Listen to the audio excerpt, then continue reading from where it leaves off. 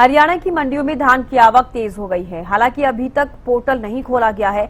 मंडियों में लाई गई फसल को मंडियों में सुखाया जा रहा है। किसानों का कहना है कि इस बार सरकार 1 अक्टूबर से धान की फसल खरीदने की बात कही, लेकिन मौसम के बदलाव को देखते हुए उन्हें सूखी हुई फसल दोबारा गीली होने का डर सताने लगा है। वहीं बात मंडी की करें तो मंडी में व्यवस्थाएं अच्छी की गई हैं।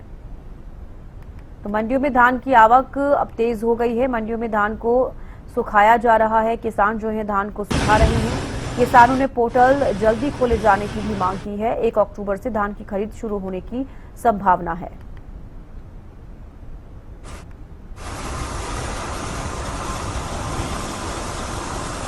सुरेंद्र शर्मा चरखी दादरी से हमारे साथ लाइव जुड़ गए हैं। सुरेंद्र, मंडियों में धान को लेकर अगर बात करें तो क्या चरखी दादरी में धान मंडियों में आना शुरू हो गया है? वहां पर फिलहाल अभी तक कैसी स्थिति मंडियों में देखी जा रही है धान को लेकर? जी देखिए, अगर मैं जिला चरखी दादरी की बात करूं तो यहाँ धान की रुपाई बहुत ज्यादा होती है। और पुख्ता इंतजाम की बात करूं तो जो मंडी के अधिकारी हैं और कर्मचारी है, प्रशासन का कहना है कि जो मंडियों में व्यवस्था किसानों के लिए की गई है वो बिल्कुल पुख्ता कर दी गई है। किसानों के ठहरने के लिए किसान भवन और उनके खाने पीने के लिए कैंटीन भी खोली गई है। केवल 10 रुपए में भोजन की थाली उनको मिलेगी। और अगर मैं खरीद की बात करूं तो यहाँ अभी जिला चरखी दादरी में कटाई शुरू नहीं हो पाई है, क्योंकि जल भराव की स्थिति लगातार बारिश के कारण हो गई थी। इस कारण यहाँ अभी धान कटाई शुरू नहीं हो सकती है। लगभग किसानों की यही आस है कि अब अगर दोबारा से बारिश ना हो तो फिर वो कटाई शुरू करेंगे। जी तो बिल्कुल अभी कटाई शुरू नहीं हुई है, ये आप जानकारी दे रहे हैं। मंडियों में फिलहाल कैसी तैयारियां की गई हैं? क्या पुख्ता प्रबंध कर दिए गए हैं सभी मंडियों में?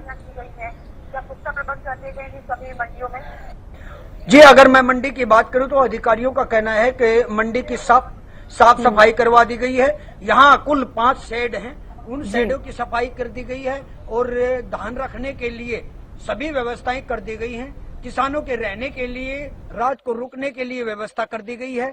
लाइटें लगा दी गई हैं रात में, ताकि कोई चोरी की घटना ना हो। चौकीदार तैनात कर दिए गए हैं और जो गेट हैं उन पर भी कर्मचारी गेट पास काटने के लिए तैयार हैं। जी बिल्कुल। और 1 अक्टूबर से धान की खरीद शुरू होने की संभावनाएं देखी जा रही हैं। हालांकि किसानों की तरफ से ये भी कहा जा रहा है कि इस बार मौसम की मार भी किसान झेलते हुए नजर आए। सुरेंद्र, आपने भी देखा कितनी ज्यादा बारिश हुई, ऐसे में फसलों को नुकसान पहुंचा है। तो क्या लगता है, क्या पहले भी खरीद शुरू हो सकती है? क्योंकि कुछ अनाज मंडियां ऐसी हैं हरियाणा के, अगर तमाम जिलों की बात करें, कि वहां पर जो धान की आवक है आना शुरू हो गई है। जी बिल्कुल। अन्य जो जिले हैं उनमें तो धान की जो आवक है वो शुरू हो गई होगी। लेकिन अगर मैं चरखी दादरी की बात करूं तो चरखी दादरी में लगातार बारिश के कारण ये जो देरी हुई है।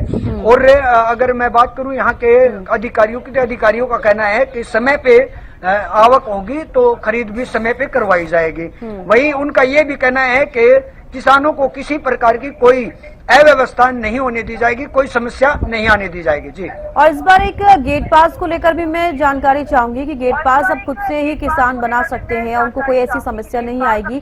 तो क्या आपकी कुछ बातचीत हो पाई है कि अब उनको जो गेट पास की समस्या पहले आती थी वो अब सही हो पाई है?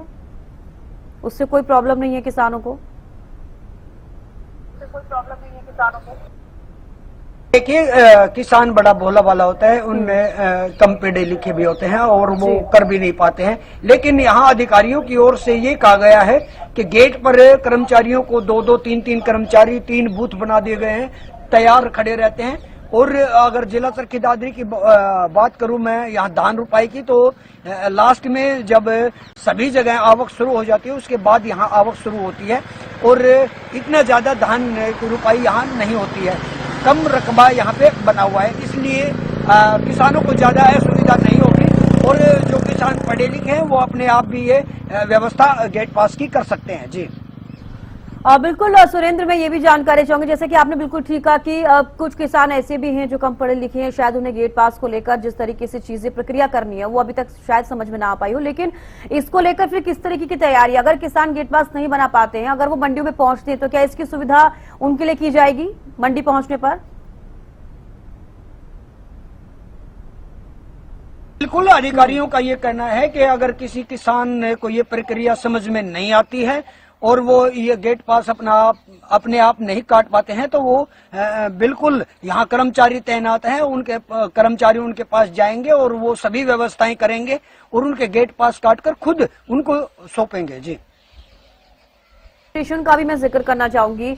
सुरेंद्र, किस तरीके से ट्रांसपोर्टेशन रहने वाला है, क्योंकि कई बार हमने देखा जब गेहूं की खरीद शुरू हुई थी उस वक्त भी हमने देखा था कि ट्रांसपोर्टेशन की काफी दिक्कतों का सामना किसानों को करना पड़ रहा था। इस बार मंडियों में कैसी व्यवस्था है?